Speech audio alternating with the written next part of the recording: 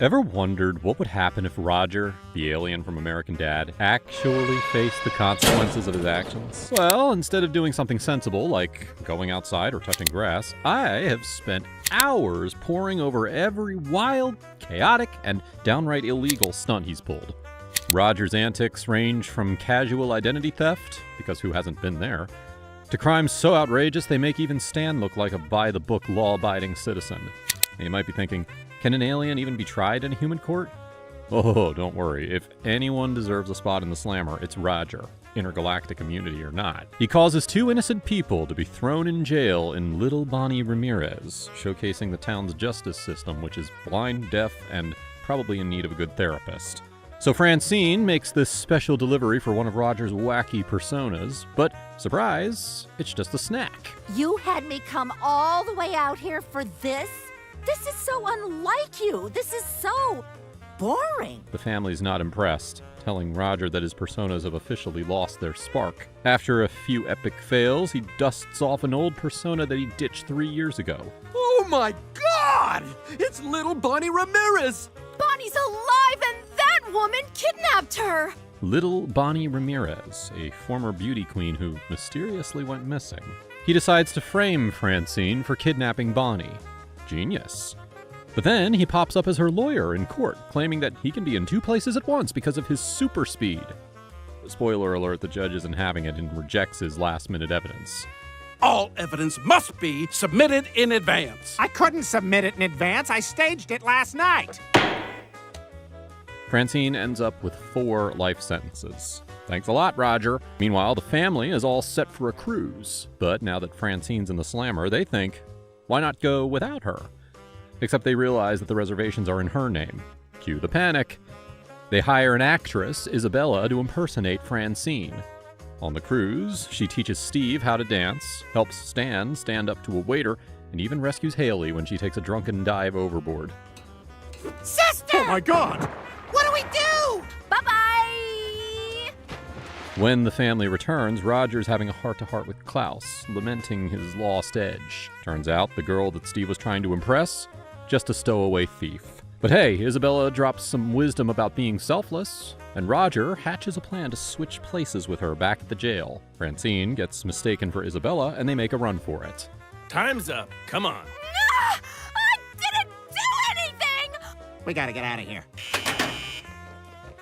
Haley feels guilty about putting Isabella in that situation, especially when they realize that without her, Haley would have been fish food. Just when Steve makes a joke about Roger being all sensitive, Roger dangles him off a building by his ankle. Okay, Roger! I'm sorry! You're not sensitive! In Virginia, the crime of kidnapping can lead to serious penalties. If Roger were to be charged with framing Francine for kidnapping, he could face a sentence of 5 to 20 years in prison.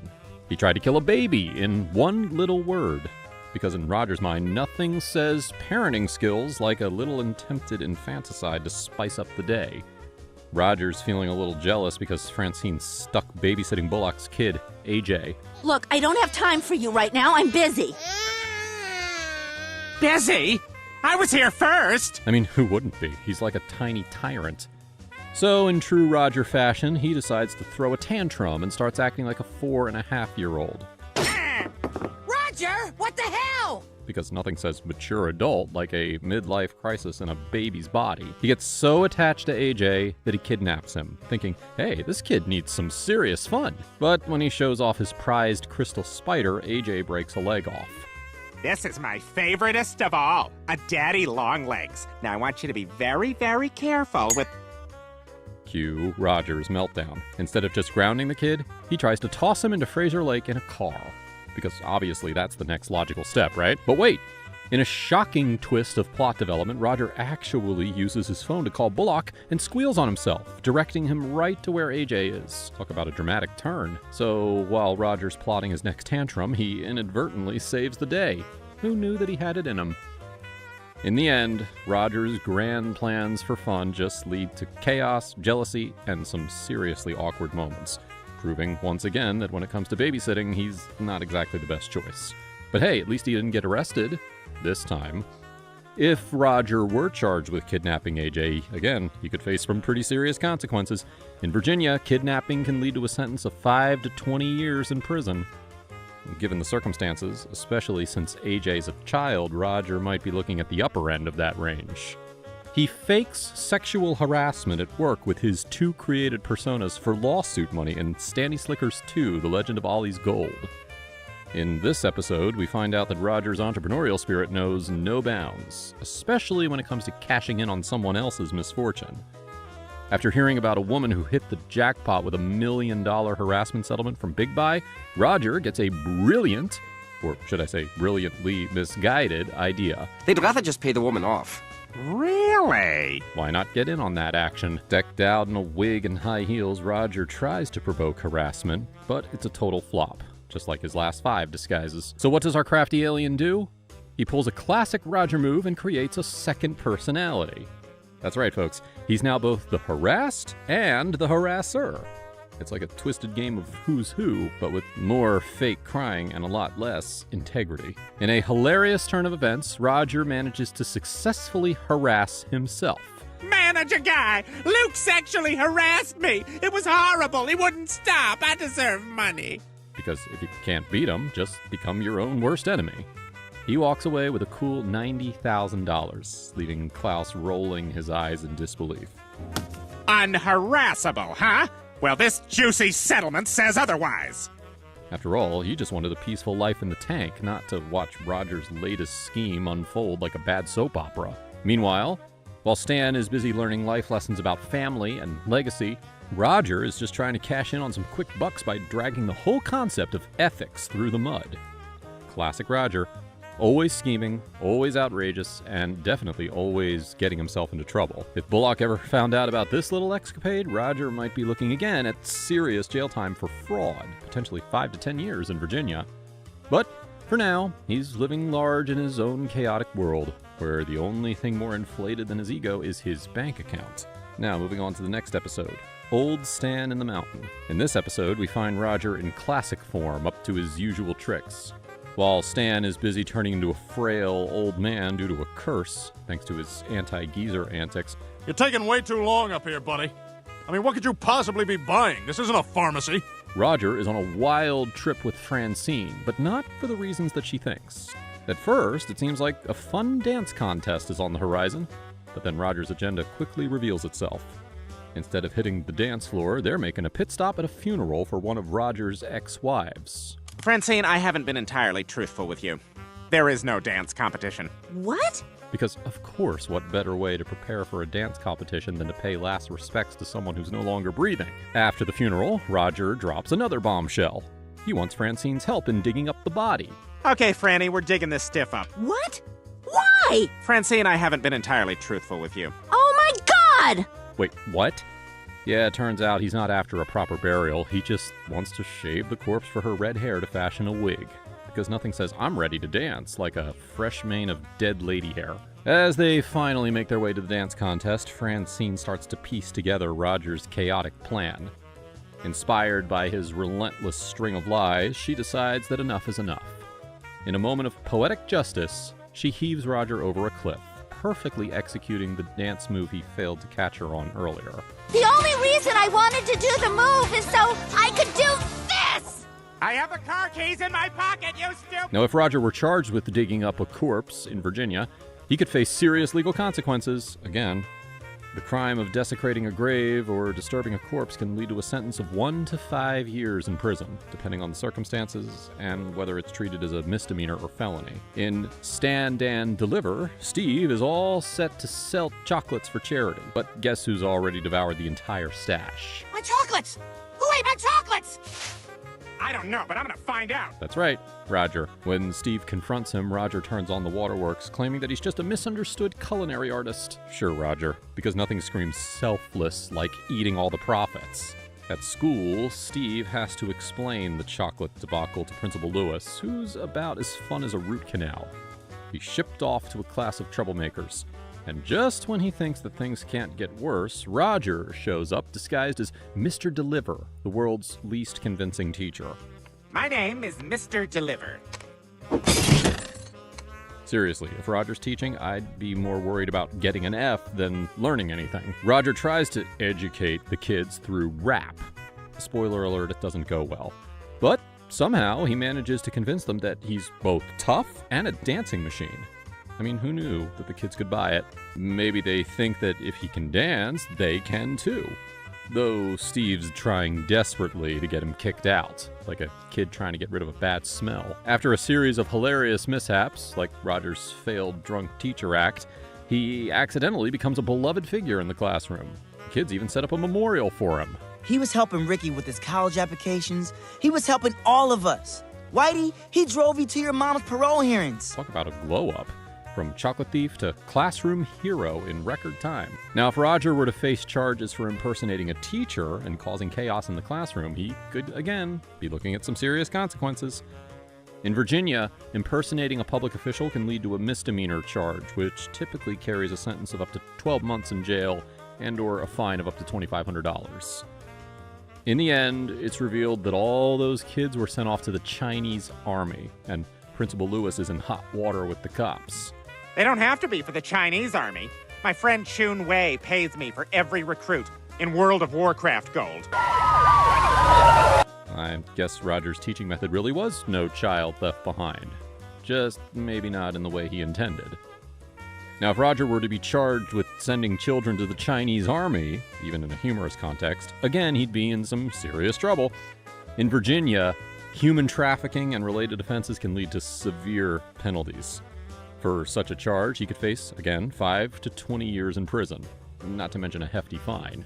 In Widowmaker, Craig, Julie's CIA husband, goes missing. Roger swoops in, posing as a psychiatrist to help Stan open up about his feelings. My card. The only currency I accept is the joy I get from helping my patients. This is a 7 of diamonds. Naturally, Stan thinks that this is a great idea, because who wouldn't want advice from a guy who's been known to dress up as a baby? And at first, Roger's methods seem questionable. Stan tries to escape, but eventually Roger gets under his skin. It's a hoof, and you have to earn it. Give me your damn hoof! Nay! Nay! You're spooking me! Stan spills his guts to Francine, revealing that he was forced to kill Craig and bury the body. Cue Francine's horror. As Stan tries to navigate his blabbermouth status, Roger, meanwhile, is just hanging around, eager to stir the pot. When Francine concocts a scheme to keep Stan from getting too cozy with Julie, Roger suggests some rather questionable tactics. Why not just kill her? He quips, showcasing his unique brand of support. Things escalate when Francine ties up Julie in the basement and asks Roger to work his magic. Sorry I gagged you. I was gonna gag you with a spoon. You know, sort of an 80s throwback. But then I thought, who's that for? Instead, Roger tells Julie to off herself. Real therapy win, right? Eventually, Stan comes to the rescue, shooting the noose in order to free Julie. It turns out that he and Roger were in cahoots the whole time. It all started when me and Roger... Who? Yo. Concocting a plan to distract Julie while Craig escapes to Laos with a cucumber farmer. Classic Roger.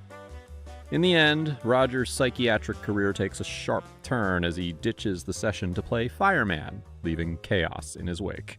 And if Roger were to face charges, by the way, for impersonating a psychiatrist and contributing to the chaos, he could be looking at up to 12 months in jail and a fine in Virginia.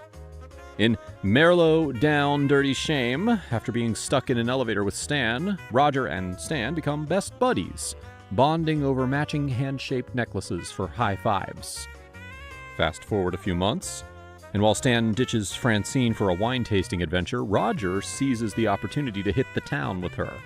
They dive into their wine diaries and quickly spiral into drunken mischief. When a guy hits on Francine, Roger jumps to her defense like a tipsy knight in shining armor.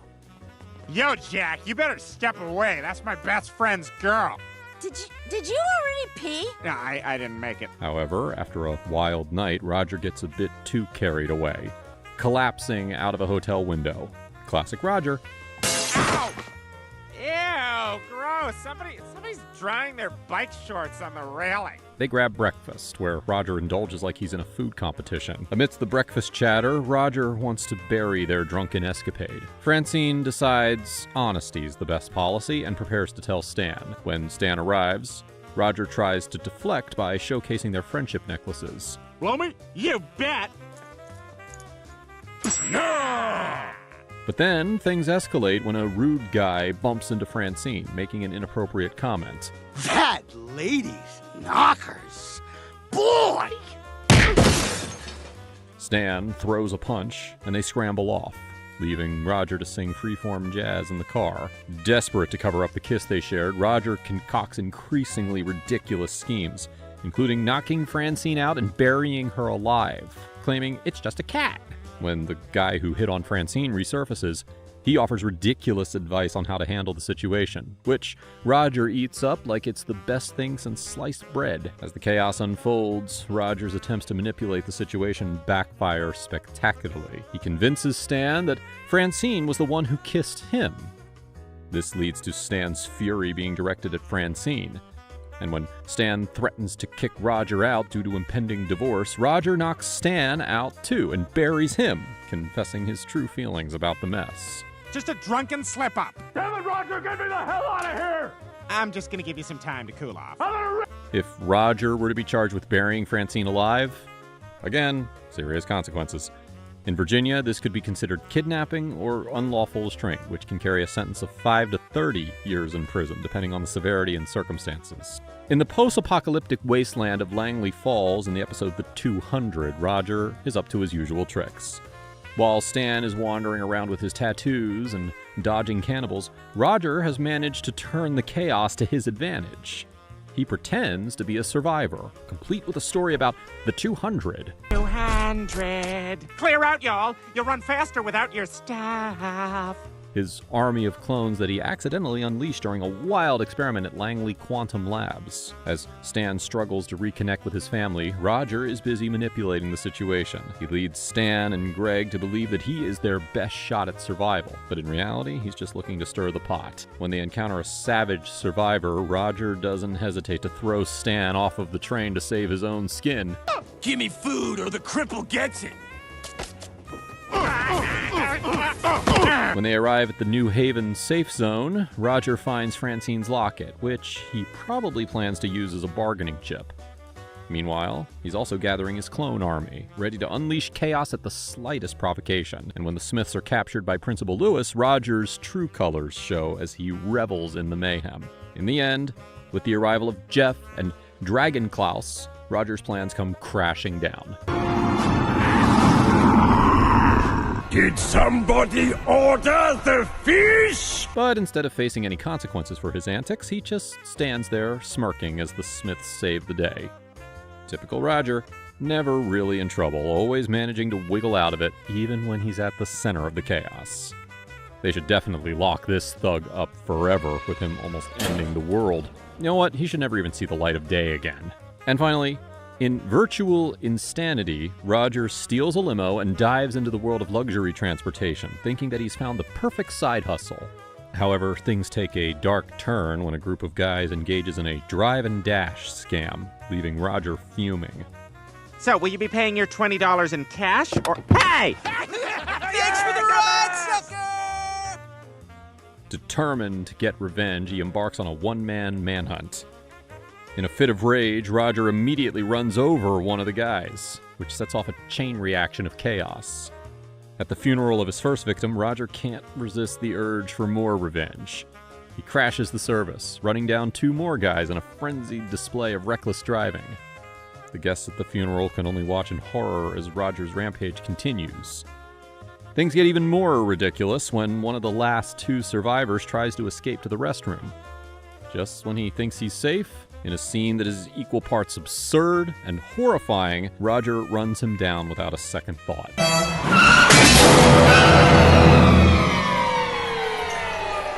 The last survivor, now in a full-blown panic, makes a desperate bid for safety by fleeing onto an airplane, but Roger is relentless.